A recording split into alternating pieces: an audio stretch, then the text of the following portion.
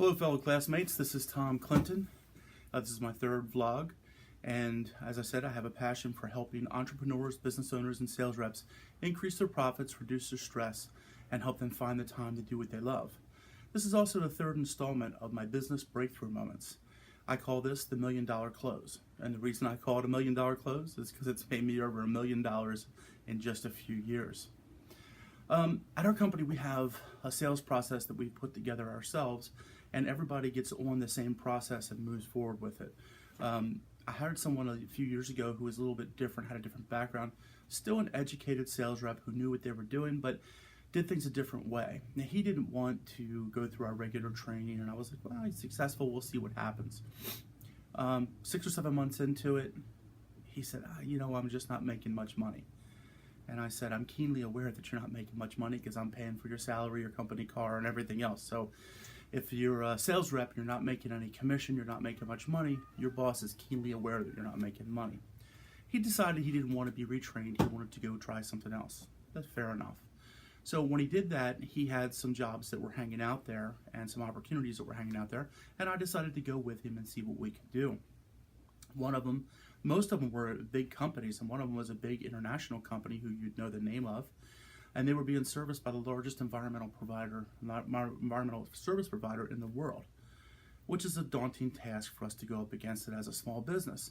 But we did, and we went in, and he had an amazing rapport with the senior vice president and one of our chemistry guys, and he was just doing great.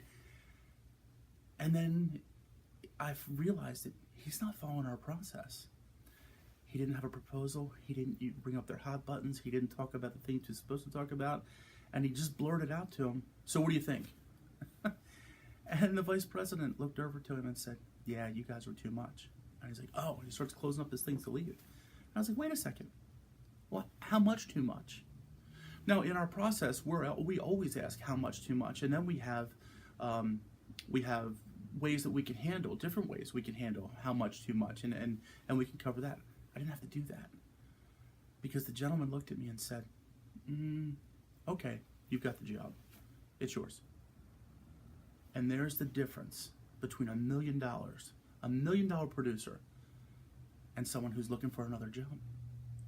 Because what we did is we went on to this company, and all the other companies he was looking at, we went in there and closed up a ton of business. And I still know him. He's a friend of mine, and he said afterward, Tom, I went to a lot of other companies, and they wanted the same kind of thing you did. These big companies, where you were selling the way they were selling. So what did I learn? I learned people won't always do what you think they're going to do. So as a business owner, you have to follow up. You have to make sure they're following your process. You have to make sure that they're moving along.